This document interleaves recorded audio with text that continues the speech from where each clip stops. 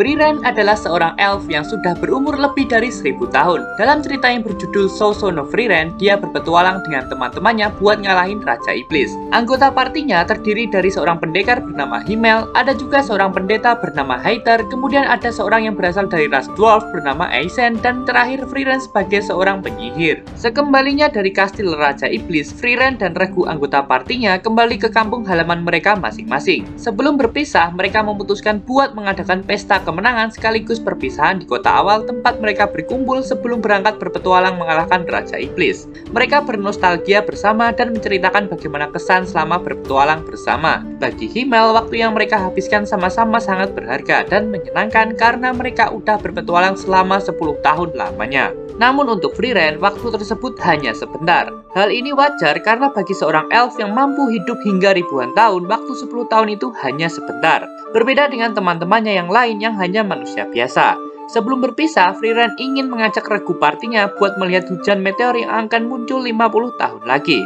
Mereka berempat setuju buat berkumpul lagi bersama 50 tahun lagi. Nah, singkat cerita 50 tahun udah berlalu. Frieren kembali ke kota di mana Himmel tinggal. Di sana, dia terkejut saat bertemu Himmel kembali. Himmel udah terlihat sangat tua dan renta, bahkan memakai bantuan tongkat buat berjalan. Sementara perawakan Frieren sama sekali nggak berubah. Mereka pun berangkat buat melihat hujan meteor bersama-sama. Tentu saja Hayter dan Aizen juga ikut. Di sini, Hayter juga udah kelihatan tua, sedangkan Aizen nggak terlalu banyak berubah karena dia adalah ras dwarf. Frieren udah menyiapkan tempat yang cocok buat lihat hujan meteor. Namun untuk pergi ke sana harus menempuh perjalanan jauh yang mana menghabiskan waktu sekitar seminggu. Dengan entengnya, Frieren mengajak teman-temannya yang udah jompo untuk jalan kaki selama 1 minggu. Mereka semua tidak ada yang merasa keberatan karena untuk mereka perjalanan ini seperti mengingatkan kembali petualangan mereka dulu ketika masih muda. Himmel merasa bersyukur Frieren mengajaknya untuk melihat hujan meteor bersama-sama setelah 50 tahun. Dengan mata yang berbinar, Himmel menyaksikan hujan meteor tersebut. Namun sayangnya itu adalah saat terakhir bagi Himmel, karena setelah itu pahlawan Himmel meninggal dunia. Ketika upacara pemakaman Himmel, banyak orang yang membicarakan Frieren. Hal ini karena ekspresi Frieren seperti biasa aja dan gak menunjukkan rasa sedih. Frieren berkata kalau dia sama sekali gak mengenal Himmel. Baginya, dia hanya bersama Himmel selama 10 tahun. Saat itulah Frieren sadar dia menyesal gak mencoba lebih mengenal Himmel padahal udah tahu kalau umur manusia itu gak selama dirinya. Usai memakamkan Himmel, Frieren kembali berpisah dengan Hayter dan Aizen untuk melanjutkan petualangannya sendiri. Frieren punya hobi untuk mengumpulkan sihir di berbagai penjuru dunia. Tapi kali ini Frieren menambahkan tujuannya yaitu untuk lebih mengenal manusia. 20 tahun udah terlewat sejak kematian Himmel sang pahlawan. Suatu ketika saat Frieren berpetualang, dia sedang mencari rumah Hayter. Di sana dia bertemu dengan seorang gadis cilik bernama Feren. Feren langsung mengantarkan Frieren ke rumah Hayter. Di sana Hayter sudah semakin jompo. Dia hanya hidup bersama Feren. Feren adalah seorang anak yatim piatu korban perang dan Hayter lah yang merawatnya sekarang.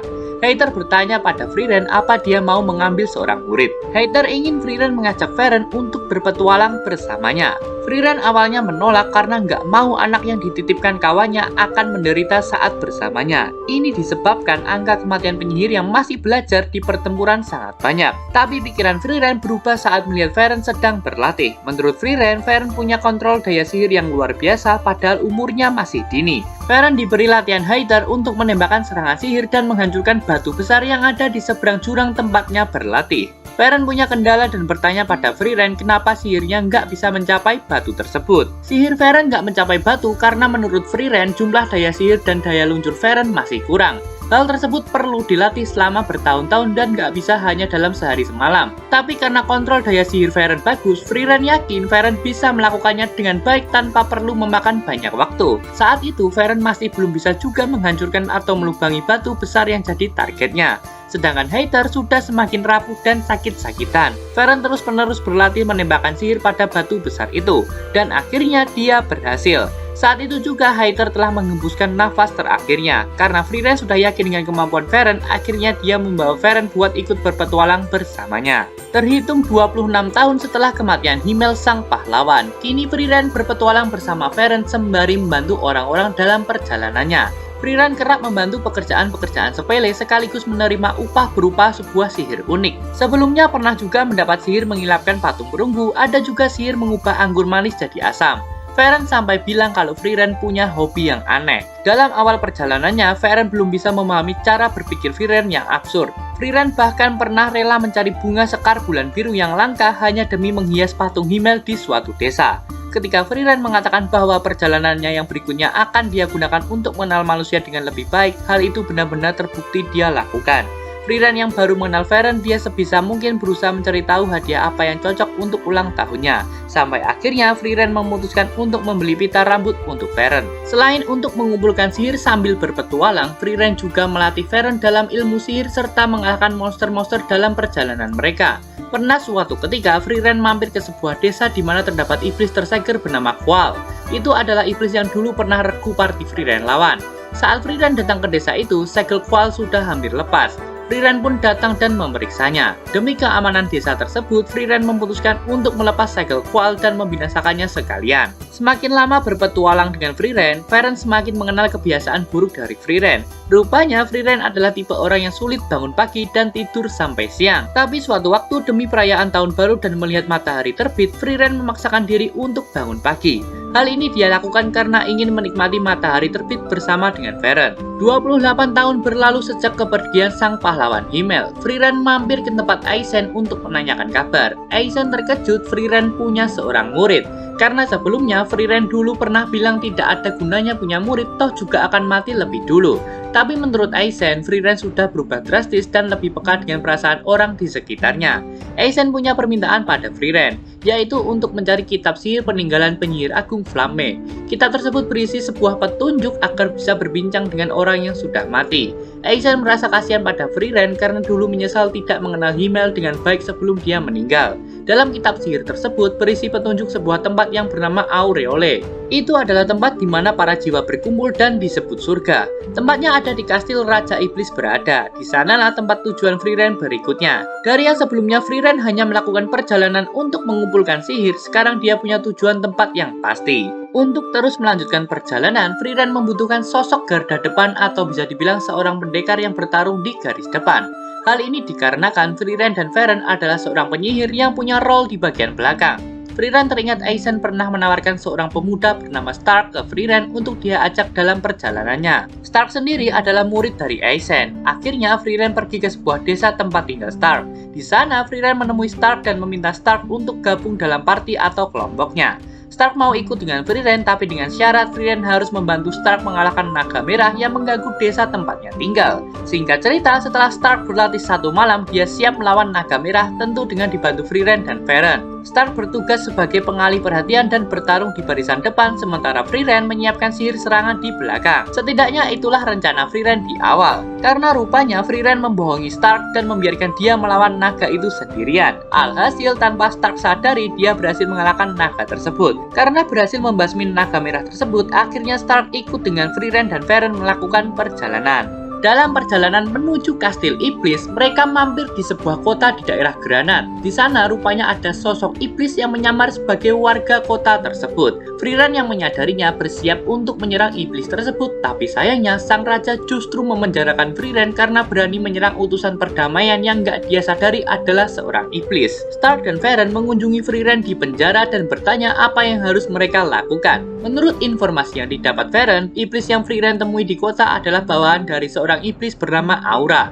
Iblis besar di bawah kendali Raja Iblis. Aura sedang mengumpulkan pasukannya dan mengirim utusan perdamaian agar bisa menguasai kota dan menjadi penguasa. Utusan perdamaian yang diperintah Aura berjumlah 3 orang dan semuanya iblis. Masing-masing dari mereka bernama Lugner, Linie, dan Drat. Frieren menyadari tipuan para iblis tersebut dengan bahasa mereka. Mereka memelas agar bisa mengelabui raja di kota tersebut. Itulah tipuan bahasa yang diandalkan para iblis sejak dulu. Sang bawahan Aura yang bernama Drat datang mendatangi Frieren di penjara. Dia berusaha untuk membinasakan Frieren dengan sihir benangnya. Tapi sayangnya Drat bukan lawan yang sepadan untuk Frieren. Dengan mudah Frieren mengalahkan Drat tanpa perlu bersusah payah. Lugner menyadari bahwa temannya Drat tewas. Kemudian dia mengubah rencananya dan melakukan perlawanan terhadap sang raja. Tentu saja sang raja Granat kalah dan akhirnya disandra. Frieren yang kabur dari penjara bertemu dengan Stark dan Feren. Mereka membagi tugas. Stark dan Feren akan menyelamatkan raja dan melawan 2 bawahan Aura yang tersisa. sementara Frieren sendiri yang akan melawan Aura. Frieren yang bertarung melawan Lugner sedikit mengalami kendala dan terluka, sementara Stark bertarung melawan Linie. Meskipun keduanya sempat terpojok, tapi pada akhirnya Stark dan Frieren berhasil mengalahkan dua iblis bawahan Aura. Sementara di lain sisi, Frieren berhadapan dengan Aura. Aura merasa sombong ketika melihat kapasitas daya sihir Frieren jauh lebih rendah ketimbang dirinya. Padahal Frieren memang sengaja membatasi kapasitas daya sihirnya. Hal ini sudah Frieren lakukan sejak lama ketika gurunya Flamme mengajarinya untuk membatasi kapasitas daya sihirnya agar para iblis tertipu. Aura pun dikalahkan dengan mudah oleh Frieren karena kapasitas daya sihirnya saja sudah sangat jauh. Kemenangan mutlak untuk kelompok Frieren. Usai mengalahkan kelompok iblis Aura, Frieren dan kawan-kawan melanjutkan perjalanan ke kastil Raja Iblis. Suatu ketika, Frieren bertemu dengan seorang pemuda yang terjebak di dalam lumpur hisap di tengah hutan. Nama pemuda itu adalah Sein. Lucunya, bukannya malah segera ditolong, tapi Frieren justru duduk santai sambil mendengar kisah pemuda itu. Untung ada Frieren yang datang dan segera menolong Sein. Mereka pun mampir ke desa tempat Sein tinggal. Sein punya seorang kakak yang bekerja sebagai seorang pendeta. Kakak Sein ini sudah lama ingin menyuruh Sein pergi meninggalkan desa untuk berpetualang. Ada maksud kenapa kakak Sein menyuruh adiknya berpetualang, yaitu untuk menyusul temannya yang udah duluan berpetualang, ditambah sejak kecil Sein selalu ingin berpetualang. Tapi ada hal lain yang membuat Sein susah untuk ikut pergi dengan Frieren, yaitu dia ingin membantu kakaknya menjaga desa karena kedua orang tua mereka sudah tiada. Namun kakak Sein memarahi Sein dan menyuruh Sein pergi berpetualang. Akhirnya setelah berdebat panjang, Sein memutuskan untuk ikut dengan kelompok Frieren. Peran Sein dalam kelompok party Frieren adalah sebagai seorang healer, tapi dia punya peran lebih penting yaitu mengasuh Stark dan Frieren. Hal ini dikarenakan usia mereka yang masih remaja dan sering marahan satu sama lain. Sedangkan Frieren gak begitu memahami hal seperti kisah asmara. Pernah suatu masa Frieren marah pada Stark karena gak memberinya hadiah ulang tahun. Sedangkan dulu waktu Stark ulang tahun, Frieren memberinya hadiah. Frieren cemberut karena Stark gak peka dengan kemauan Frieren. Nah, disinilah peran Sein sebagai lelaki dewasa yang sangat berguna. Dia sering memberi nasihat pada Frieren dan Stark tentang bagaimana jujur pada perasaan mereka masing-masing. Hal seperti inilah yang Frieren tidak bisa peka. Bahkan dulu dirinya pernah diberi cincin oleh Himmel tapi nggak sadar kalau sebenarnya Himmel punya perasaan pada Frieren.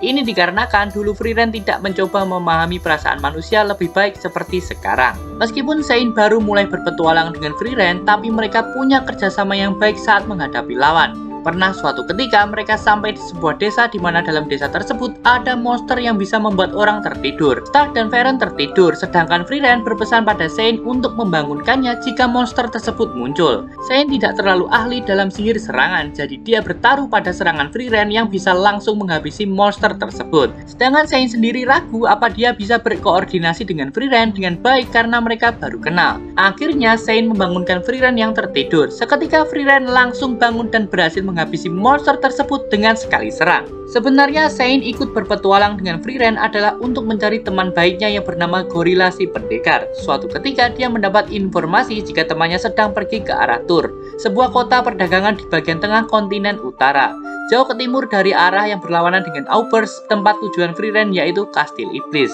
Karena tujuan Sein adalah menyusul temannya, akhirnya Sein memutuskan untuk berpisah dengan kelompok Frieren. Petualangan Sein dengan Frieren hanya singkat, namun perannya sebagai sosok orang dewasa dalam party Frieren sangat berarti, apalagi dalam menasihati Stark dan Frieren. Frieren sendiri yakin suatu saat akan bertemu dengan Sein lagi. Kendala pertama setelah kepergian Sein adalah mereka kehilangan healer atau penyembuh dalam kelompok mereka. Dan benar terjadi, Frieren sakit demam tinggi. Sialnya hal ini terjadi setelah mereka berpisah dengan Sein. Frieren sendiri tidak punya bakat sebagai seorang pendeta atau seorang healer. Untungnya Sein meninggalkan panduan untuk meracik obat pada Frieren. Frieren dan Stark sampai harus bersusah payah mencari tanaman untuk meracik obat agar Frieren bisa sembuh. Ketika Frieren sakit, Frieren kerap kali memegang tangan Frieren. Tapi Frieren malu karena dia tidak ingin dianggap seperti anak kecil. Namun Frieren tidak pernah bermaksud memperlakukan Frieren seperti anak kecil. Dia menggenggam tangan Frieren karena Frieren terlihat kesakitan.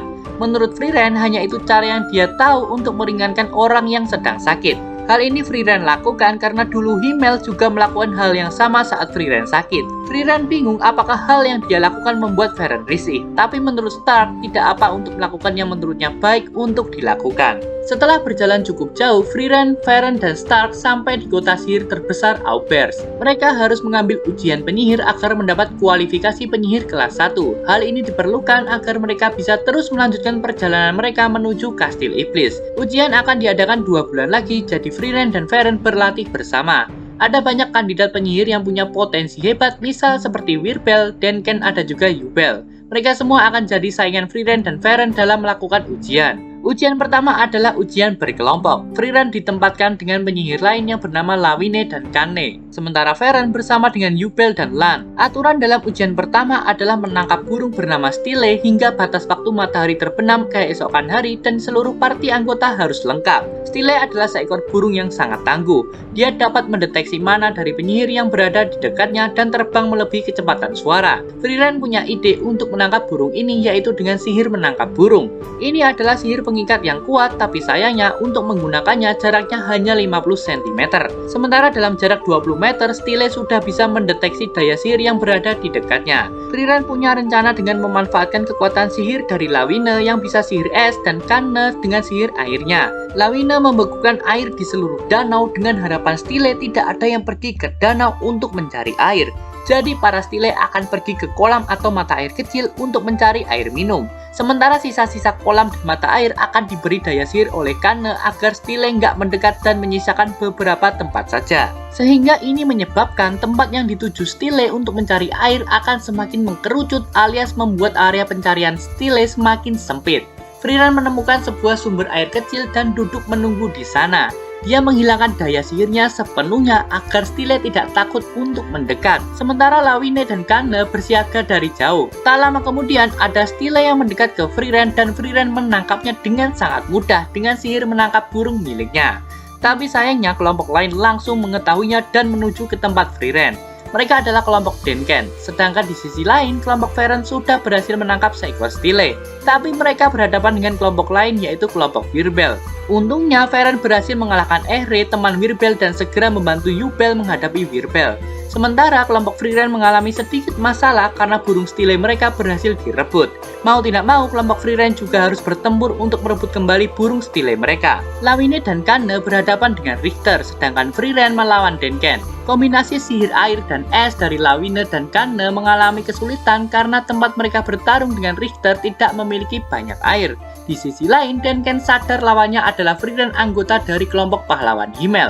Denken menyerang dengan kekuatan penuh, tapi Frieren bisa bertahan dari serangan Denken. Dengan memanfaatkan serangan balik, Frieren berhasil menyerang Denken hanya dengan sihir serangan dasar. Frieren mencoba mengancam Laufen untuk mengembalikan Stille yang mereka curi. Kalau tidak, Frieren akan menghabisi Denken. Laufen mencoba menyelamatkan Denken dengan sihir gerakan cepatnya, tapi Frieren langsung menangkap Laufen dengan mudah dan mengambil kembali Stille miliknya. Setelah menang melawan Denken, Frieren mencoba membantu pertarungan Lawine dan Kanne, yakni dengan cara menghancurkan penghalang atau barir yang mengelilingi area ujian. Barir tersebut hancur setelah terkena sihir dari Frieren. Hujan di langit yang terharang barir tersebut turun membasahi area ujian. Sekarang Kanne punya keuntungan bisa mengendalikan sihir air sebebasnya. Sihir adalah dunia visualisasi. Dengan air yang melimpah sudah pasti jadi keuntungan bagi Kanne penyihir air. Frieren sendiri bahkan tidak bisa membayangkan menang melawan penyihir air di tengah hujan. Akhirnya Richter diserang dengan sihir air skala masif dan berhasil dikalahkan. Setelah grup Denken dan Wirbel kalah, mereka sempat pasrah dan yakin tidak akan lolos di babak berikutnya. Tapi beruntungnya nasib mereka mujur karena berhasil mendapat Stille di akhir sebelum ujian selesai. Ujian seleksi tahap kedua adalah menaklukkan labirin atau dungeon. Para peserta masuk ke dalam reruntuhan makam kerajaan dan harus mencapai bagian terdalam. Dalam dungeon tersebut tentu banyak jebakan dan rute yang membingungkan. Sansa akan ikut masuk tapi tidak akan membantu para peserta. Sebelum masuk, semua peserta diberi botol yang di dalamnya terdapat golem batu. Jika dipecahkan, maka golem tersebut akan membantu peserta keluar dungeon dan dianggap gugur. Ada peserta yang memilih berkelompok dan bekerja sama, tapi ada juga yang memilih berjalan sesuai pasangan mereka. Sansa memilih ikut bersama Frieren dan Varen untuk masuk ke dalam. Berbeda dengan para peserta lain yang ingin segera mencapai bagian terdalam, Frieren menikmati perjalanannya menjelajahi dungeon. Ini karena dulu Himmel sangat menyukai dungeon. Misalkan sudah ketemu jalan yang tepat, Himmel lebih memilih menjelajahi tiap rute yang lain, karena inilah cara Himmel menikmati petualangan. Berkat itulah Frieren juga ikut-ikutan cara Himmel ketika menjelajah dungeon atau labirin. Lucunya, meski begitu, Frieren masih sering terkena jebakan mimik tiap kali masuk ke dalam labirin. Selain rute yang membingungkan dan dipenuhi jebakan, dungeon yang jadi tempat ujian penyihir ini punya tingkat kesulitan yang lain. Dalam dungeon ini terdapat monster bernama Spiegel. Dia adalah monster yang punya kemampuan bisa menciptakan kopi atau tiruan manusia. Klon atau tiruan tersebut mampu meniru kemampuan, daya sihir, bahkan teknik dari targetnya dengan sempurna. Seperti Denken misal, kelompoknya mencapai tengah dungeon paling awal dan sialnya mereka harus berhadapan dengan klon dari Frieren. Mereka terpaksa harus mundur terlebih dahulu karena tahu nggak sepadan melawan klon Frieren. Kelompok lain seperti Yubel juga harus berhadapan dengan klonnya sendiri. Begitu juga dengan Wirbel. Apesnya ada kelompok yang bertemu dengan klon dari pengawas ujian tersebut yaitu Sense penyihir kelas 1. Mereka terpaksa harus mundur karena kesulitan melawan klon dari Sense. Selagi semua berhadapan dengan lawan bayangan mereka, kelompok Frieren masih santai menjelajah dungeon. Setelah mereka puas menjelajah, akhirnya sampailah kelompok Frieren ke bagian tengah labirin. Di sana mereka menemui kelompok Denken yang sedang berada di luar pintu tempat klon Frieren berada. Mereka berdiskusi bersama apakah klon Frieren tersebut punya kelemahan. Tapi sayangnya klon tersebut benar-benar ditiru dengan sempurna. Setelah berdiskusi panjang lebar, mereka memutuskan untuk maju dan menyerahkan klon Frieren pada Frieren dan Feren. Sedangkan anggota sisanya menghadang klon yang akan datang mengganggu pertarungan Frieren. Pertarungan Frieren lawan klon Frieren dimulai. Keduanya mengeluarkan sihir yang mirip, bahkan pergerakan mereka juga sama. Bedanya hanya Frieren asli dibantu dengan Feren. Dalam rencana mereka, Frieren bertugas sebagai garis depan sementara Feren akan menembakkan sihir ketika klon Frieren lengah. Tapi sayangnya klon Frieren benar-benar sangat kuat. Sementara di luar ruangan tersebut, teman-teman Frieren juga bertarung dengan klon mereka. Ancaman paling besar tetaplah klon dari Sense. Sihir yang dipakainya adalah sihir rambut, yang mana rambutnya bisa dibentuk menjadi apapun sekalipun menjadi benda yang tajam. Lawine dan Richter jadi korban dari klon Sense ini dan mereka terpaksa harus mundur dan gugur dari ujian. Di sanalah Yubel menjadi counter dari sihir rambut Sense. Sihir milik Yubel adalah sihir yang bisa memotong apapun yang menurutnya bisa dipotong. Sense sendiri juga mengakui kalau Yubel bukanlah lawan yang cocok untuk dirinya. Dan benar saja, klon Sense sekelas penyihir kelas 1 berhasil dikalahkan Yubel dengan mudah. Tapi beberapa saat setelah para klon berhasil dikalahkan, mereka ternyata bisa bangkit kembali. Ini tidak akan selesai sampai Spiegel berhasil dikalahkan. Spiegel sendiri berada di ruangan tempat klon Frieren berada. Jadi mau nggak mau semua bergantung pada Frieren dan Feren yang sedang bertarung melawan klon Frieren. Klon Frieren berhasil menyudutkan Frieren, tapi dengan bantuan dari Feren, klon Frieren berhasil terluka. Saat itu juga klon Frieren yang terpojok mengeluarkan tatapan mata yang mengerikan pada Feren. Feren langsung terpental dan menyadari bahwa itu adalah sihir dari klon Frieren. Saat klon Frieren lengah, Frieren segera melancarkan serangan dan menghancurkan klon Frieren. Setelahnya, mereka berdua segera masuk ke ruang tengah tempat Spiegel berada dan menghancurkannya. Semua klon dalam labirin ikut lenyap. Kelompok Yubel, Denken, dan Wirbel berhasil lolos dan sampai di ruang tengah labirin termasuk Frieren dan Feren. Mereka semua dinyatakan lulus dari ujian tahap kedua. Berbeda dengan ujian tahap pertama dan kedua, ujian tahap ketiga atau terakhir langsung diawasi oleh Serie. Serie adalah seorang elf yang juga sama dengan Frieren. Siapapun yang menurut Serie memenuhi kualifikasi jadi penyihir tingkat 1, maka akan dia loloskan. Dan hadiah yang didapat adalah mereka bebas meminta satu sihir apapun pada Serie. Ujian kualifikasi tahap ketiga dimulai. Semua peserta dipanggil satu persatu. Banyak peserta yang gagal, namun ada juga yang beberapa berhasil. Di antaranya adalah Wibel, Yubel, Denken, Lan, dan Feren juga lulus. Tibalah giliran Frieren bertemu dengan Serie. Serie bertanya pada Frieren sihir apa yang kamu sukai. Dengan enteng, Frieren menjawab sihir untuk menciptakan sebidang bunga. Serie langsung berkata tidak lulus pada Frieren. Frieren tidak bereaksi apapun dan langsung pergi meninggalkan Serie. Serie bertanya kenapa dirinya tidak marah. Dirinya tidak percaya Frieren bisa mengalahkan Raja Iblis. Frieren menjawab bukan dirinya yang mengalahkan Raja Iblis, tapi kelompok pahlawanlah yang telah mengalahkan Raja Iblis. Sedangkan Feren diluluskan oleh Serie karena Feren melihat fluktuasi dalam aura sihir yang dipancarkan Serie. Serie bahkan sempat menawari Feren untuk jadi muridnya dan menjamin dia akan jadi penyihir terhebat sepanjang masa. Namun Feren menolak dengan alasan dia adalah murid dari Frieren. Meski begitu, Serie tetap meluluskan Feren. Setelah ujian untuk menjadi penyihir tingkat 1 selesai, kelompok Frieren kembali melanjutkan perjalanan mereka ke kastil Raja Iblis. Namun sebelum mereka bertolak, Feren mendapat hadiah dari Serie yaitu diberi sihir apapun yang dia mau. Tanpa disangka, Feren meminta sihir untuk mencuci baju. Benar-benar sangat mind-blowing. Itulah akhir dari cerita Zozo no Frieren. Perjalanan Frieren, Varen, dan Stark masih terus berlanjut hingga mereka mencapai tujuan mereka.